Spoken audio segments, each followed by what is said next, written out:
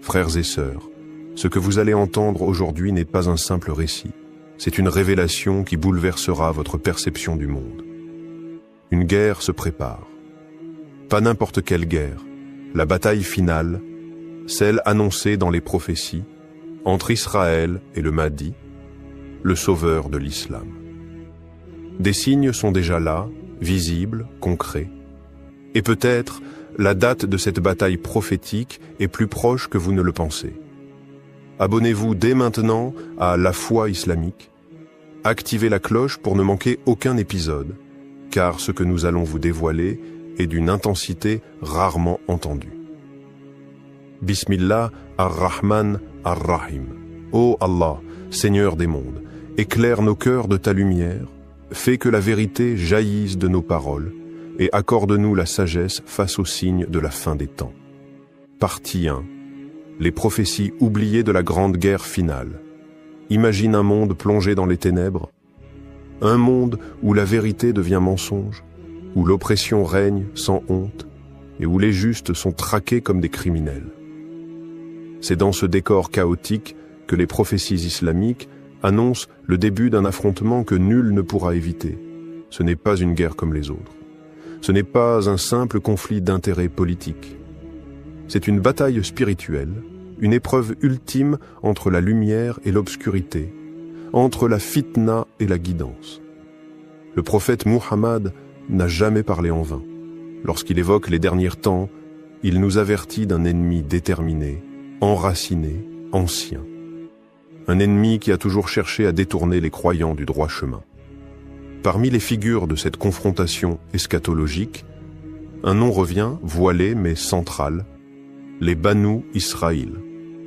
Attention, ici, il ne s'agit pas du peuple dans son ensemble, mais d'un système spirituel et politique opposé à la souveraineté d'Allah sur terre. Les textes anciens, souvent délaissés dans nos mosquées, parlent pourtant avec clarté. Des recueils comme ceux d'Al-Nu'aym ibn Hammad, Ibn Majaz ou Abu Daoud nous décrivent le retour d'un homme juste, caché, inconnu du peuple, mais choisi par Allah pour restaurer l'équilibre, le Mahdi. Les hadiths nous révèlent qu'il n'apparaîtra qu'à un moment de désespoir collectif, lorsque les injustices auront atteint leur paroxysme. Les tyrans domineront, les rois vendront leur peuple, et la voix des opprimés semblera s'éteindre. Mais c'est précisément à ce moment que le Mahdi se lèvera, porté non par l'ambition, mais par le destin. Selon les rapports, il sera reconnu à la Mecque entre la Kaaba et le Maqam Ibrahim. Les savants, les pieux et les sincères le reconnaîtront non pour sa richesse ni pour sa force militaire, mais pour la lumière dans ses yeux et la justice de ses paroles. Puis viendra le moment du grand départ. Le Mahdi avancera, accompagné d'hommes au cœur pur, vers Al-Quds, Jérusalem. Une ville mentionnée encore et encore dans les textes sacrés. Une ville qui, dans les derniers temps, ne sera plus simplement un lieu de culte, mais le champ de bataille finale entre la vérité et la tromperie. Ce que beaucoup ignorent, c'est que Jérusalem ne sera pas juste une terre occupée. Elle deviendra le centre de la résistance à l'ordre divin. Ce n'est pas un hasard si l'ennemi final, selon les hadiths, se tiendra là. Dajjal, le faux Messie, y établira sa domination symbolique.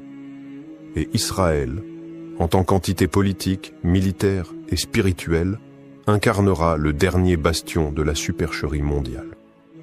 La guerre qui s'annonce ne sera donc pas une guerre de territoire, c'est une guerre d'idéologie, une guerre de valeurs, où ceux qui refusent la soumission à Allah seront ceux qui combattront le Mahdi.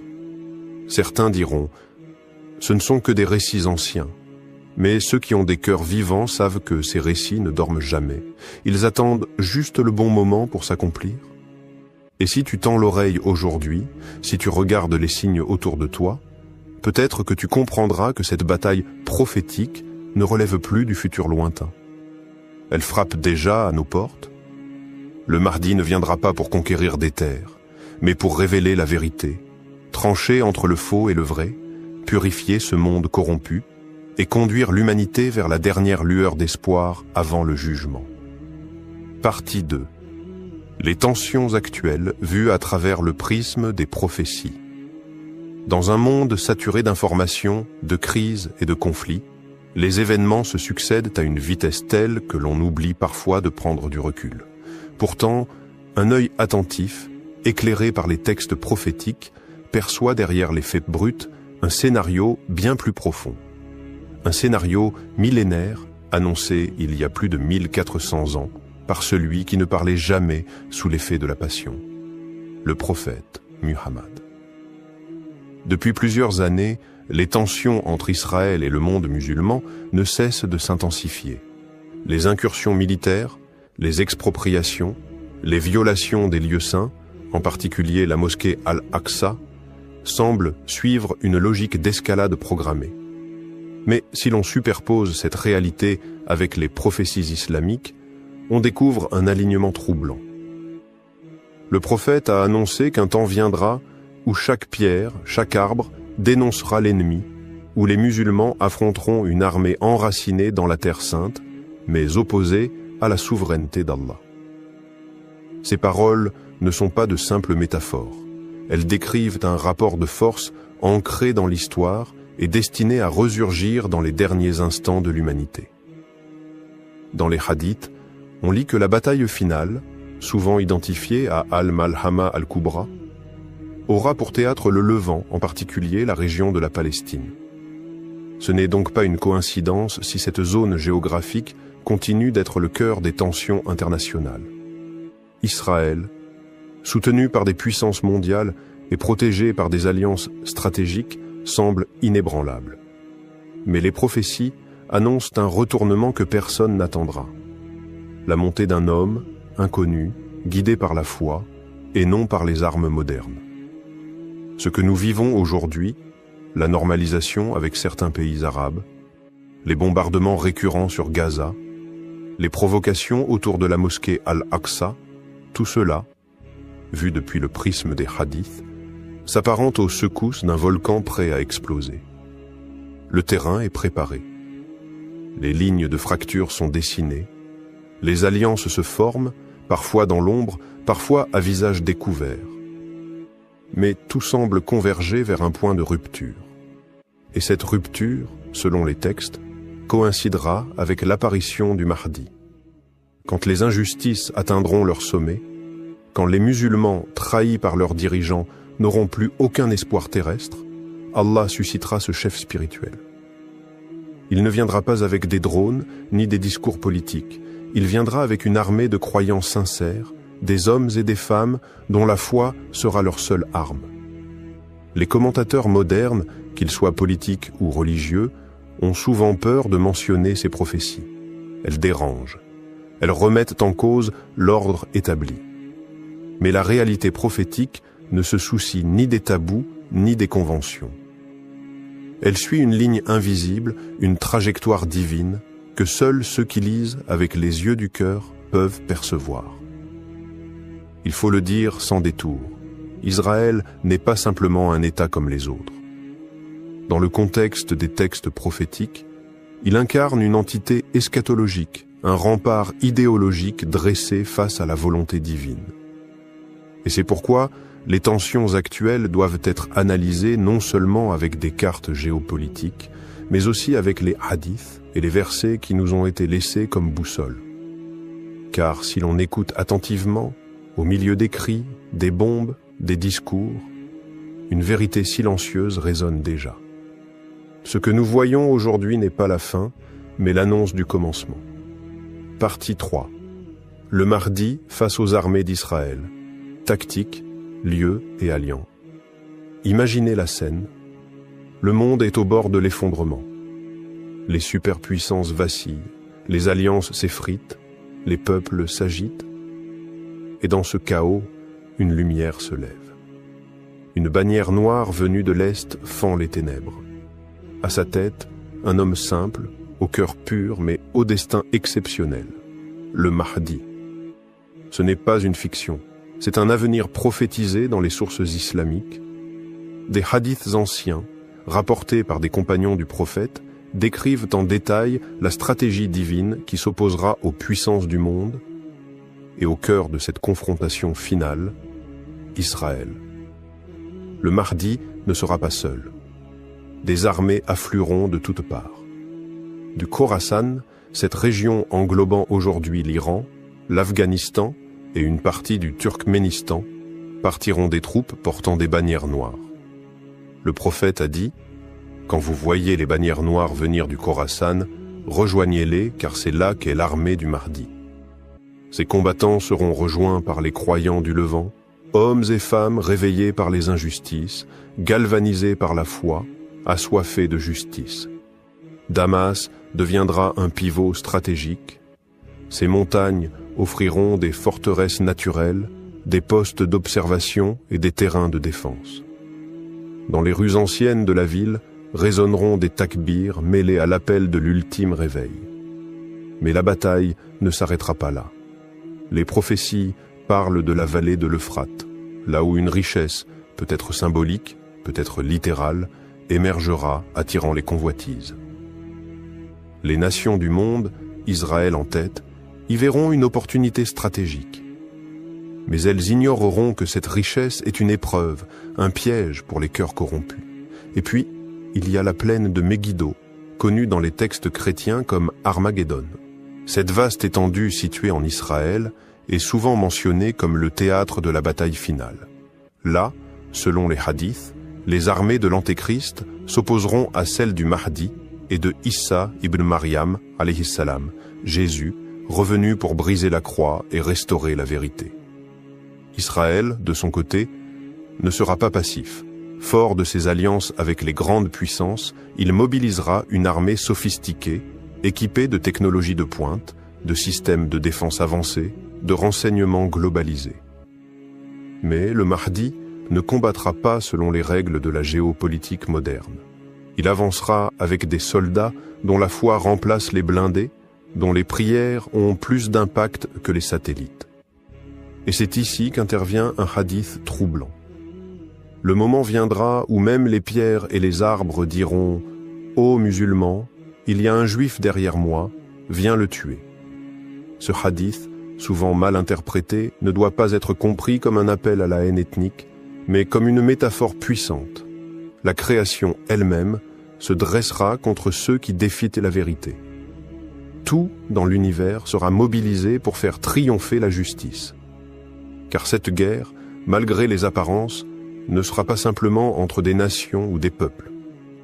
Ce sera une bataille entre le faux et le vrai, entre un monde fondé sur le mensonge, l'illusion, l'usure et l'injustice, et un monde rétabli sur la lumière, la foi et la droiture.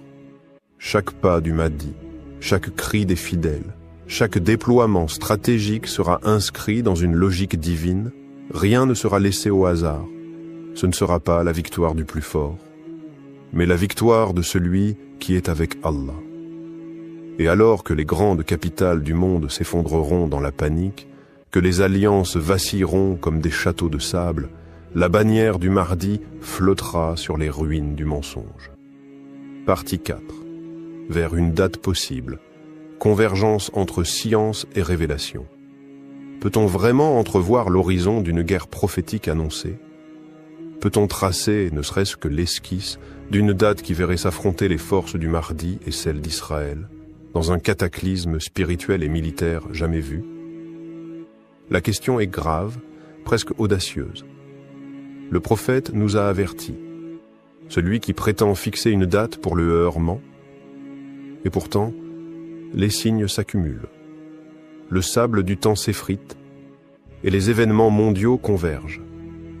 La science et la technologie jouent aujourd'hui un rôle central dans le basculement de notre époque. L'avènement de l'intelligence artificielle, capable d'anticiper, de simuler, de gouverner presque, transforme les relations humaines, les rapports militaires, les perceptions du réel. ChatGPT, robots autonomes, surveillance généralisée, armes pilotées par algorithmes, nous entrons dans une ère de contrôle total où la vérité devient programmable. N'est-ce pas là une forme de fitna, un chaos numérique qui prépare les esprits à la confusion? Le climat aussi parle. Feux géants, inondations dévastatrices, températures records, Certains hadiths mentionnent des bouleversements environnementaux parmi les signes précurseurs. L'heure n'arrivera pas avant que la terre n'ait vomi ses trésors et que les catastrophes ne se multiplient. Ce qui était rare est devenu quotidien. Le ciel devient hostile, la terre instable. Un avertissement muet mais pressant. Et puis il y a Israël au cœur de toutes les attentions. Son expansion continue, sa position dans la géopolitique mondiale, ses relations avec les grandes puissances, tout semble indiquer qu'il joue un rôle déterminant dans l'échiquier de la fin des temps. Le regain de tension à Jérusalem, la montée du sionisme messianique, les appels à reconstruire le troisième temple, chaque événement alimente la crainte d'un choc eschatologique. Al-Quds, épicentre des prophéties, brûle d'une inquiétude silencieuse. Des savants contemporains, sans oser nommer une date précise, parlent pourtant d'une fenêtre temporelle, une période critique située entre 2025 et 2040. Le savant Muhammad al-Arifi évoque une génération où la majorité des signes mineurs seraient déjà apparus.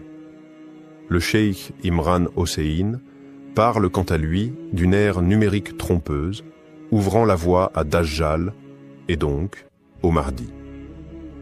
Et si nous étions déjà entrés dans cette fenêtre invisible? Des théories émergent. Certaines se basent sur des calculs historiques reliant les cycles lunaires, les années prophétiques, les grands événements islamiques. D'autres croisent les données climatiques, les crises économiques, les évolutions sociales. Une convergence étonnante se dessine autour de l'année 2030, souvent citée, presque instinctivement comme un seuil. Pas forcément la date finale, mais peut-être le point de non-retour. Un fait frappe l'observateur attentif. Les signes mineurs semblent presque tous accomplis. La nudité normalisée, la musique omniprésente, les bergers construisant des gratte-ciel, les assassinats en masse, la disparition du savoir traditionnel. Ne reste-t-il plus que les grands signes, l'apparition du Mahdi, l'intervention d'Issa, alayhi salam, l'émergence de Dajjal? Et dans ce climat d'incertitude, un sentiment d'urgence plane, pas de panique, mais une préparation intérieure. Un appel silencieux à se recentrer, à se purifier, à se préparer. Car même si la date exacte est cachée, la proximité du bouleversement est palpable. L'odeur du changement est dans l'air. Un verset du Coran résonne avec force. Il t'interroge sur l'heure. Quand arrivera-t-elle? Dis, seul mon Seigneur en a la connaissance. Elle est lourde à porter pour les cieux et la terre. Sourate Al-Araf 187. Et pourtant, les signes sont là, tout autour de nous. Le décompte a peut-être déjà commencé. Partie 5. Préparer son cœur. Pas seulement son esprit, on peut connaître tous les signes.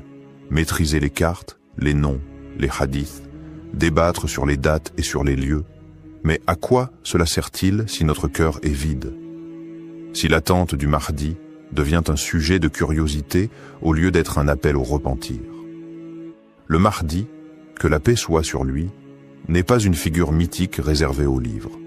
C'est un réveil pour les âmes endormies, une secousse pour les cœurs distraits, car son combat n'est pas d'abord contre les tanks ou les drones, mais contre l'hypocrisie, l'injustice, l'orgueil et la désobéissance à Allah. Aujourd'hui, beaucoup cherchent des signes extérieurs, mais le vrai champ de bataille est à l'intérieur, entre l'ego et l'âme, entre l'amour du monde et l'amour d'Allah. Et cette guerre-là, nous devons la livrer dès maintenant, bien avant que la grande bataille finale n'éclate. Car les compagnons du Mahdi, ceux que les hadiths décrivent comme les meilleurs hommes de leur époque, ne seront pas des guerriers ordinaires. Ce seront des hommes et des femmes de lumière qui auront purifié leur intérieur, dompté leurs passions, pleuré leurs péchés. Des gens dont la foi brûlera dans la poitrine, humblement mais puissamment. Le prophète a dit « Il viendra un temps où s'accrocher à sa religion sera comme tenir une braise ardente dans sa main. » Ce temps, c'est maintenant. Et seuls ceux qui tiennent bon dans l'obscurité du doute, dans l'indifférence du monde, pourront reconnaître la lumière du Mahdi. Es-tu prêt? Vraiment prêt? Pas à fuir vers le champ de bataille, mais à te lever avant l'aube pour prier, à dire non au péché quand personne ne te voit, à pardonner, à jeûner, à invoquer Allah avec sincérité. Le Mahdi ne cherchera pas les plus éloquents, les plus politisés, ni les plus suivis sur les réseaux. Il cherchera les plus sincères. Ceux qui n'ont pas attendu la fin des temps pour se réformer. Ceux qui n'ont pas mis leur foi dans les calculs, mais dans les larmes de la repentance. Et il faut le dire clairement, tout le monde ne sera pas choisi. Les hadiths parlent d'un petit groupe, minoritaire au début, mais pur, solide, fidèle. Des hommes venus d'Orient, de l'Occident, du Nord, du Sud, pas unis par une langue ou une origine, mais par le lien invisible de la taqwa, la crainte d'Allah. Il est temps de cesser de demander « quand viendra-t-il » et de commencer à se demander « suis-je prêt à le suivre si je le reconnais ?» Et encore plus fort, me reconnaîtrait-il comme un des siens? Rien ne garantit que nous verrons cette époque, mais tout garantit que nous serons jugés. Et le Mahdi, dans ce jugement final, ne sera qu'un témoin parmi d'autres. Le vrai rendez-vous est avec Allah. Alors prépare ton cœur. Lave-le chaque jour dans les ablutions de la sincérité. Ouvre-le à la lumière du Coran. Purifie-le de la rancune, de l'ostentation, de l'amour des passions, car le Mahdi n'aura pas besoin de soldats, il aura besoin de serviteurs d'Allah. Peut-être que le plus grand secret, c'est que celui qui prépare son cœur aujourd'hui est déjà du côté du Mahdi, même sans le voir. Et celui qui néglige son âme, même s'il lit tous les signes, ne le reconnaîtra peut-être jamais. Frères et sœurs, ce que vous venez d'entendre n'est pas un récit d'imagination.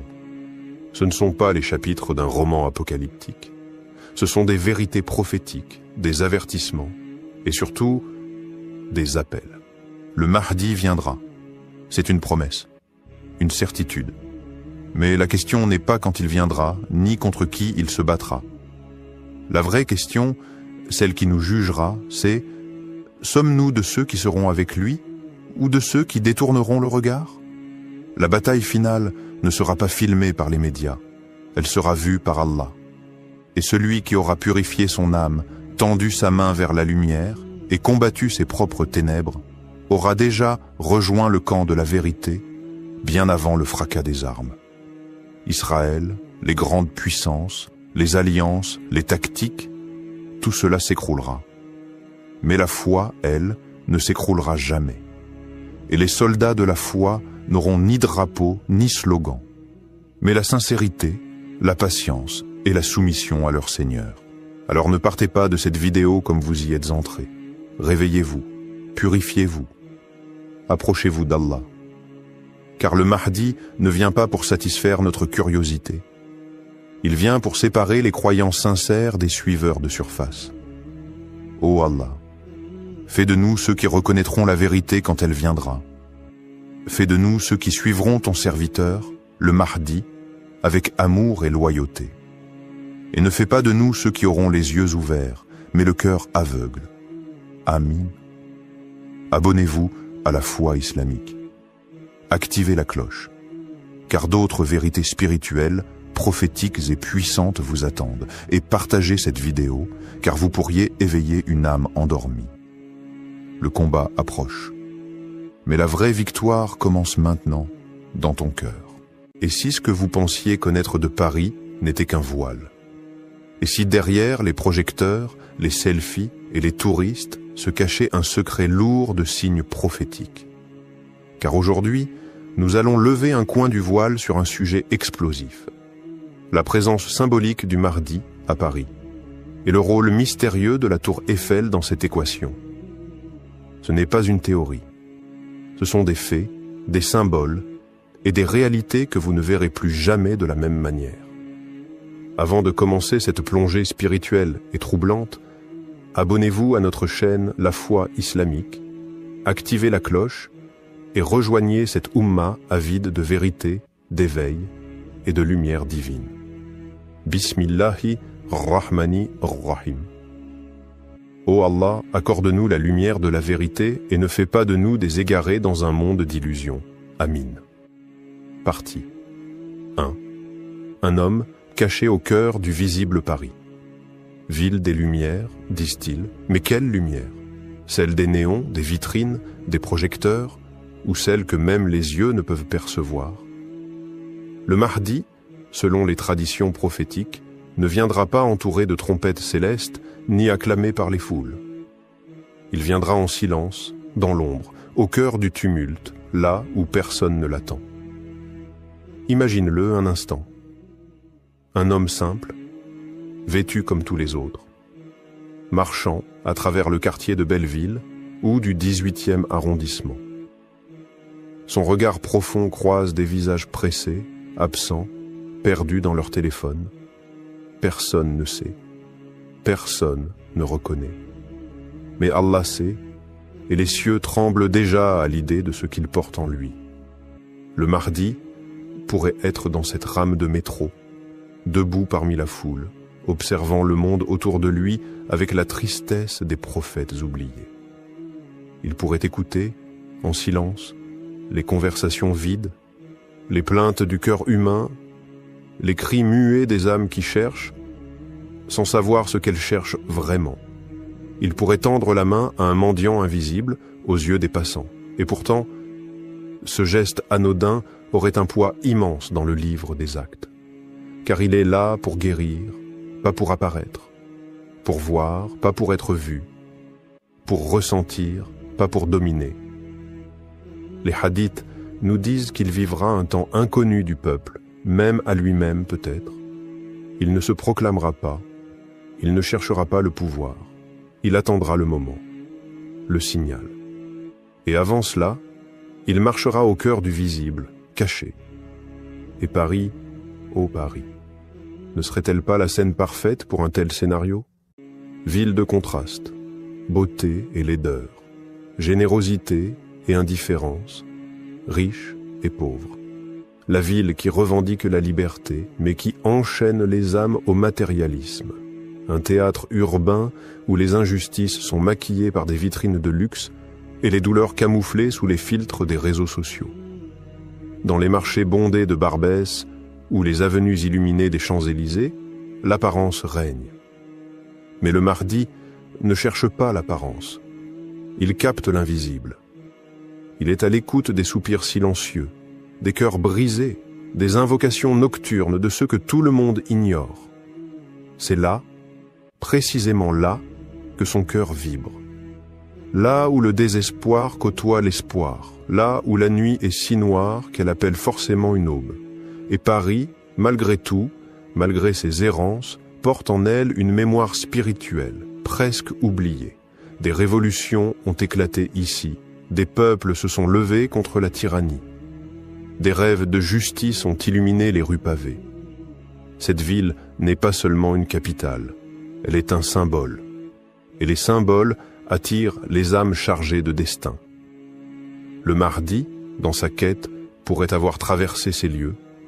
Il pourrait avoir prié dans une petite mosquée de quartier, au fond d'une rue étroite, entre un kebab et un pressing. Il aurait pleuré, peut-être, pour les enfants perdus dans les banlieues, pour les femmes oubliées sous les toits en tôle, pour les jeunes qui ont faim d'un sens. Et pourtant, il repartirait sans bruit, sans trace, car son heure n'est pas encore venue. Car la vérité, c'est que le Mahdi n'attend pas Paris. C'est Paris qui attend le Mahdi. Mais elle ne le sait pas encore. Partie 2, la tour Eiffel, minaret inversé, ou phare de Dajjal. Elle s'élève au cœur de Paris, froide et métallique, comme une lance transperçant le ciel.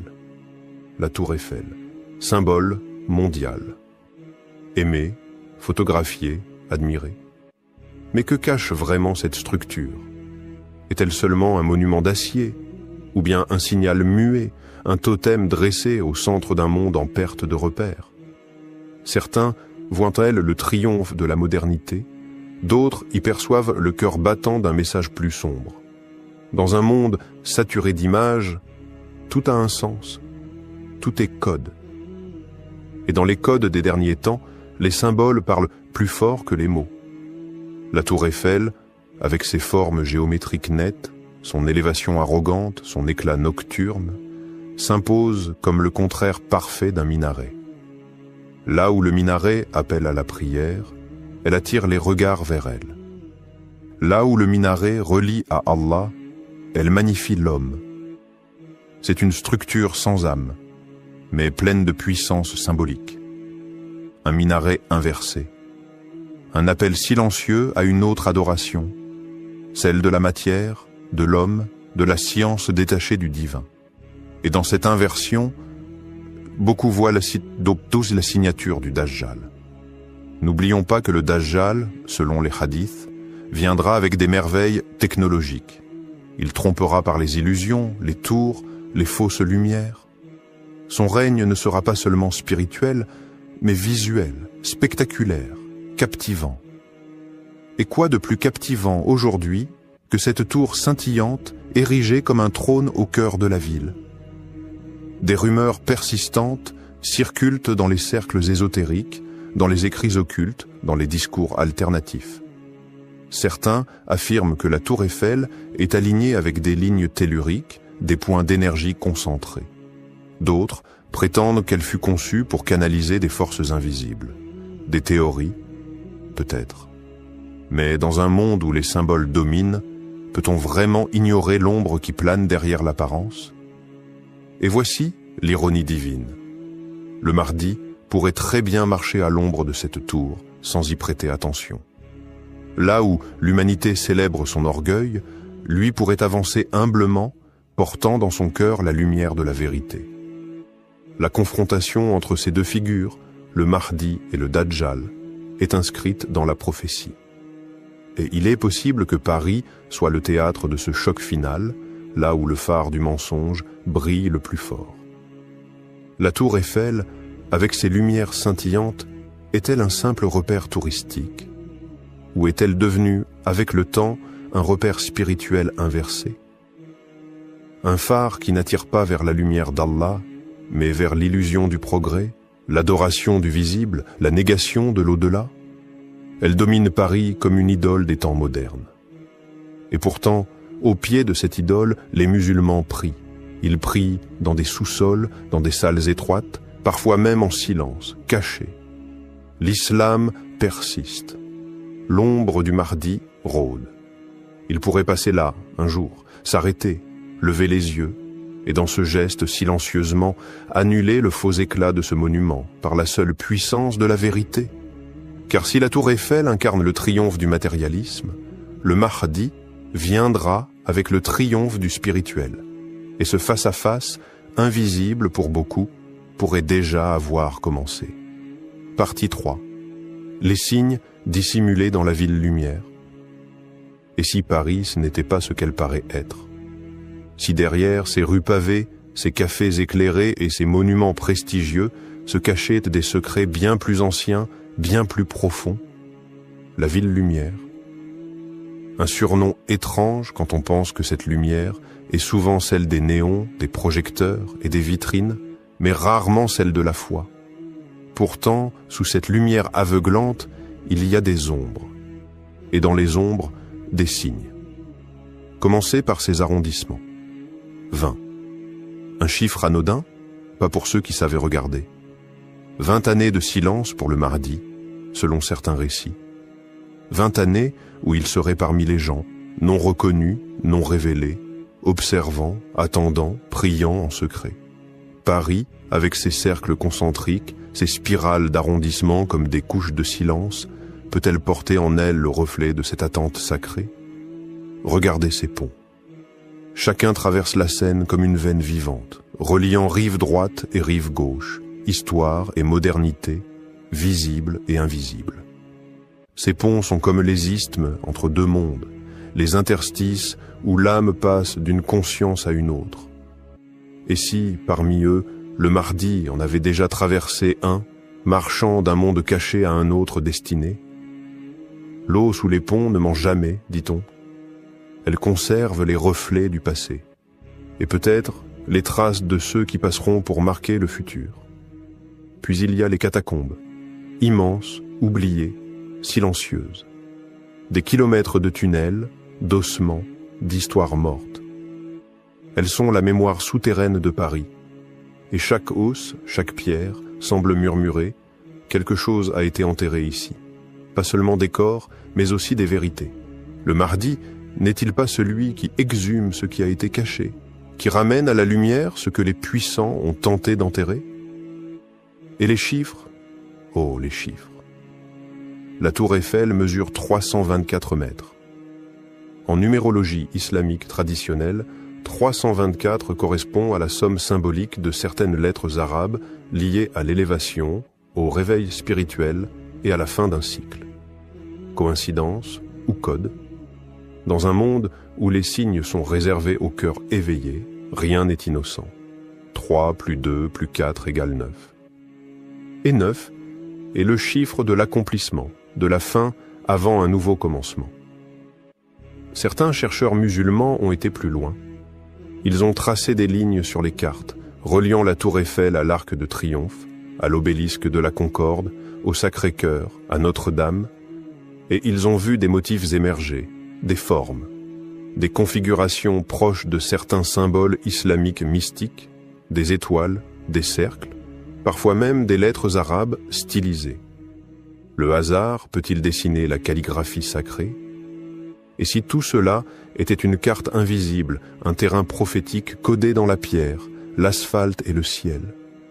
Une carte que seul celui guidé par Allah saurait lire? Le Mahdi, en marchant dans Paris, ne serait pas seulement en train de marcher.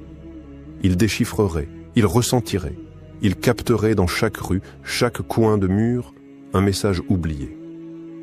Des graffitis étranges apparaissent parfois sur les murs des quartiers populaires. Des mots arabes, des versets tronqués, des noms voilés.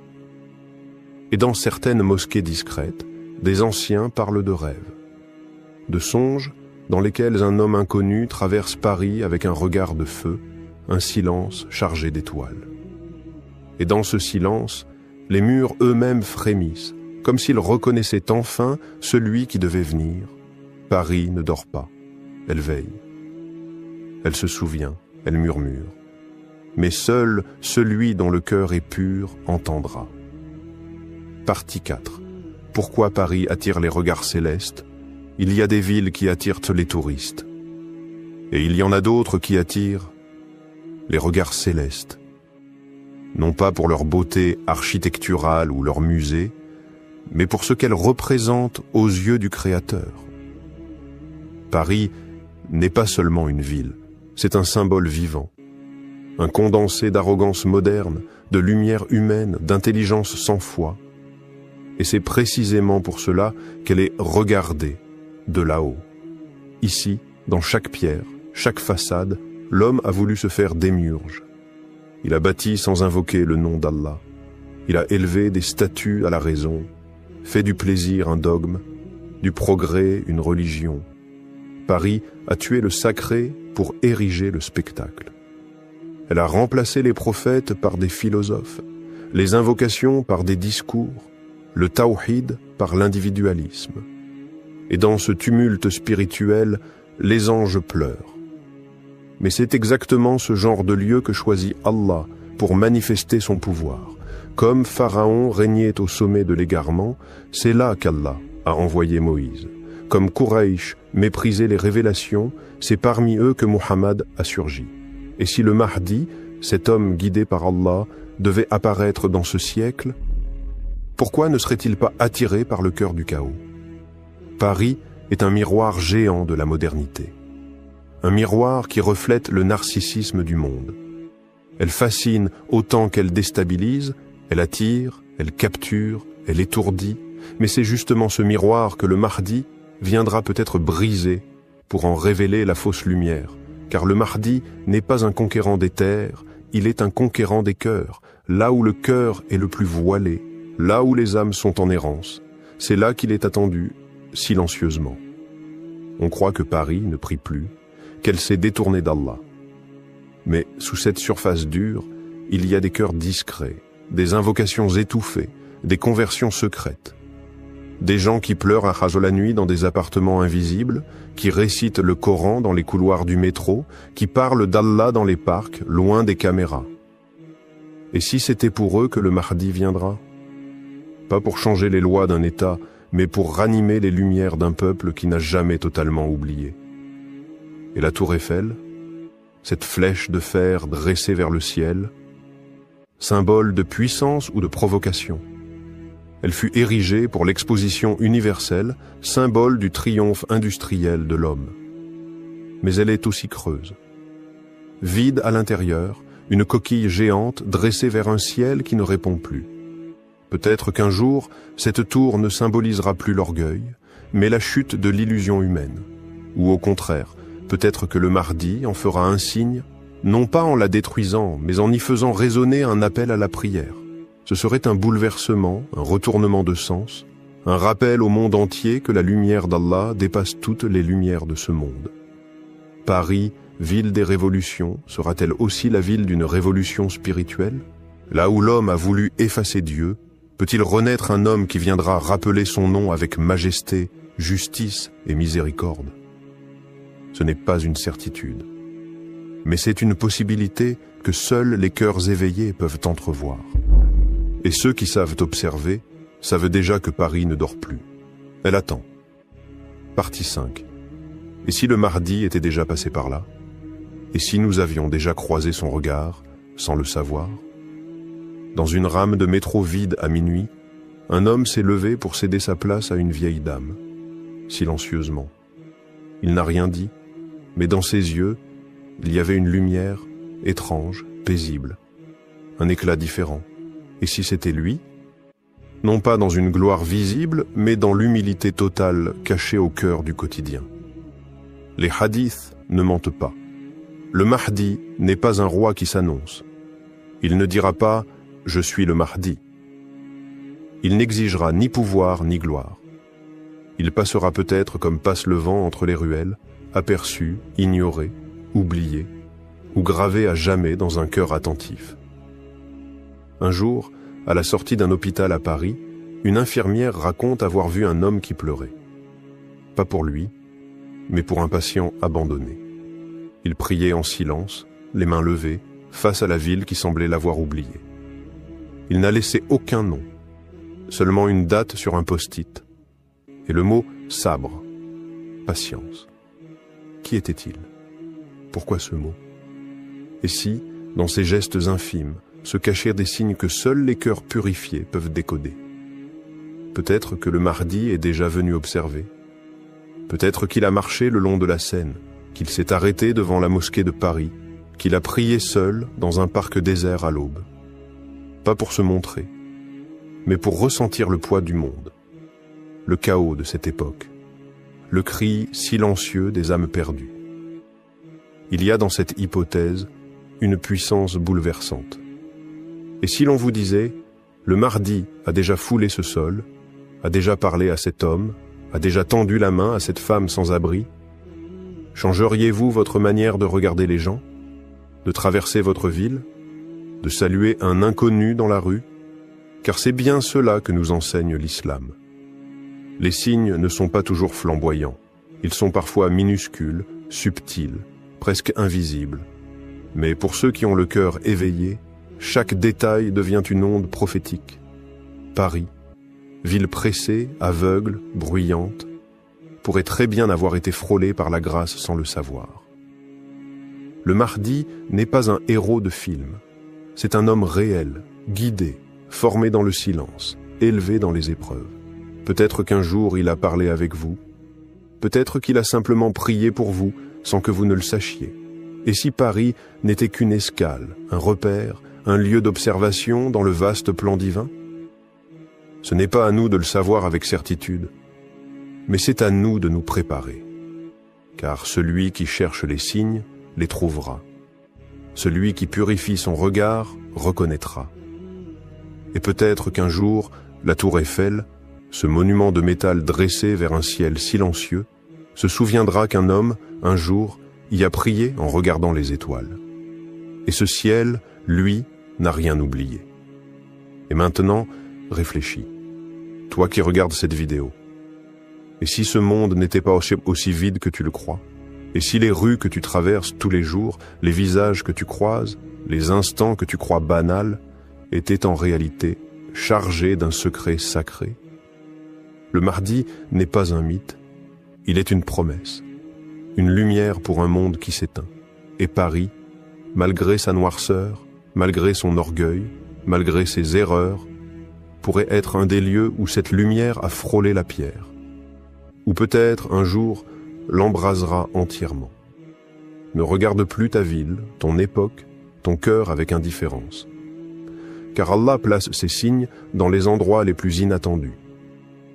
Et peut-être que la tour Eiffel, dressée comme un phare dans la nuit moderne, portera un jour le témoignage d'un passage silencieux, prophétique, inoubliable. Alors abonne-toi à la foi islamique, car ici, nous ne parlons pas juste d'histoire, mais de vérités que le monde refuse d'entendre. Des paroles oubliées, des révélations cachées, des signes du retour, like, partage, et fais rayonner ce message. Car peut-être qu'un jour, quelqu'un regardera cette vidéo et comprendra que le Mahdi était déjà là. Qu'Allah te guide, te purifie et t'élève au rang de ceux qui reconnaissent la vérité quand elle passe près d'eux. Amin.